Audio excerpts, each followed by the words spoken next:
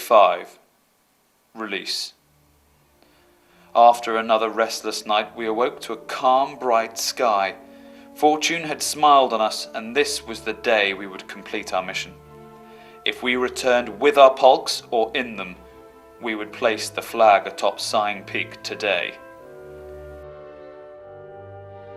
We could see the foot of Tom and the way we had come, looking so benign in the gentle breeze and sunshine. We could see the ice cliffs and Webb Island.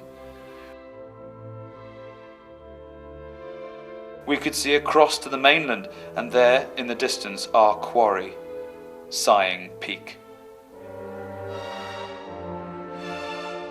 Sighing Peak is not a particularly difficult climb, nor is it particularly high, standing but 600 metres above the fjord.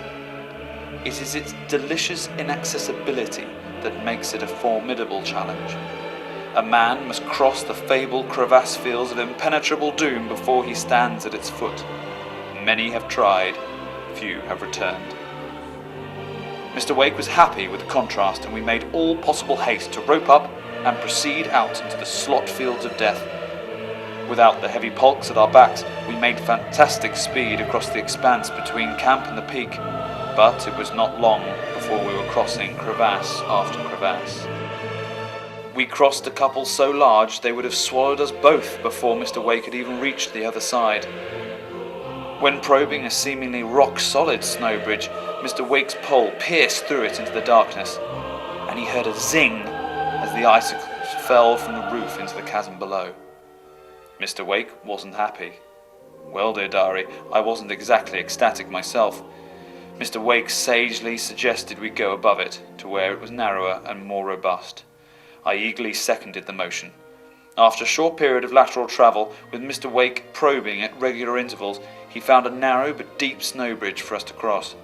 And after many hours of trepidation, expecting to be dangling on the end of a rope down a dark hole at any moment, we arrived at the foot of Sighing Peak. We quickly exchanged skis for crampons and began our slow but steady ascent. On our way up, Mr. Wake put his foot through into a small bergschrund. It was tiny, but enough to remind us that this innocent-looking hill still had some surprises, and we were a long way from home. Up and up we marched, into the peak's strange and misleading snow features.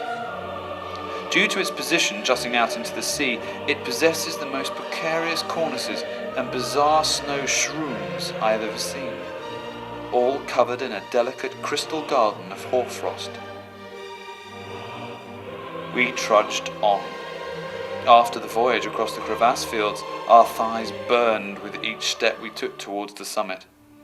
We barely had the strength to ram in our crampon spikes, but as we moved up, our resolve strengthened, even as our legs grew weak. The view out across the mountains of the mainland was breathtaking, and it spurred us on. Looking down, the frozen waste of the sea stretched out below us, with the statuesque icebergs inert and immobile in its grasp.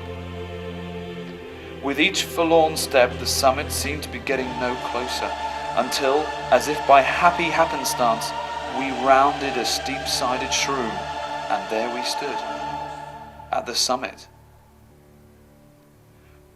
Realization of a dream, completion of a mission can be such an anticlimax.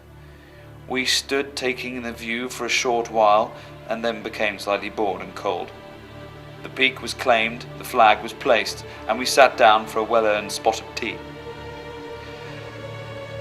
As we finished our Earl Grey, Sighing Peak let out less of a sigh than a roar.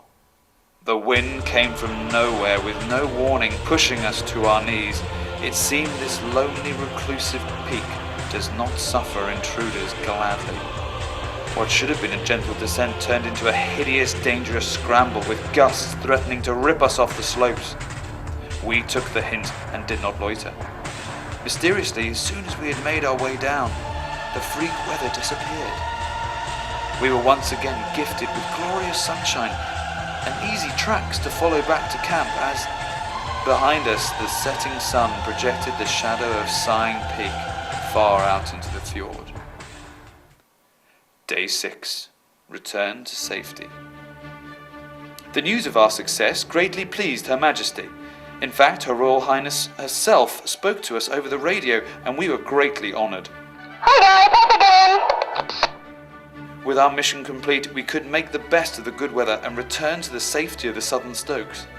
We packed the camp into the pulks, strapped them to ourselves once again, and with one last look over our shoulders at Sighing Peak, we started our return journey. Crossing back over the ground that could so easily have been our graveyard only days before was a humbling experience. It made one appreciate how seemingly safe terrain can be turned into a nightmare at the will of the gods. Our journey this time involved a great deal of uphill slogging, but rather that than the precarious downhill sliding of our outward trip. We had planned for this leg of the journey and our inevitable exhaustion in advance. We arranged for British base members from Sledge Charlie to leave a depot base for us to recuperate in. We are extremely grateful to them as they kept up a steadfast vigil over our progress from the other side of the Stokes. I am told they spent their time climbing the same small hill again and again to relieve the boredom waiting for news of our success. Day 7. Rotherham bound. We spent a pleasant night under N2. From the doorway of the tent we could see the caboose at Val's and Stork Ridge. Again in the morning we broke camp, strapped on for our last push back to Rotherham. On our return journey there were more adventures with crevasses and a troublesome incident involving a dragon, but those are stories for another day.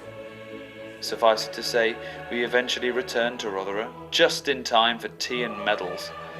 Adelaide Island was one step closer to being secured for the Empire, and it was all due to the brave actions of one man and his dog. The end.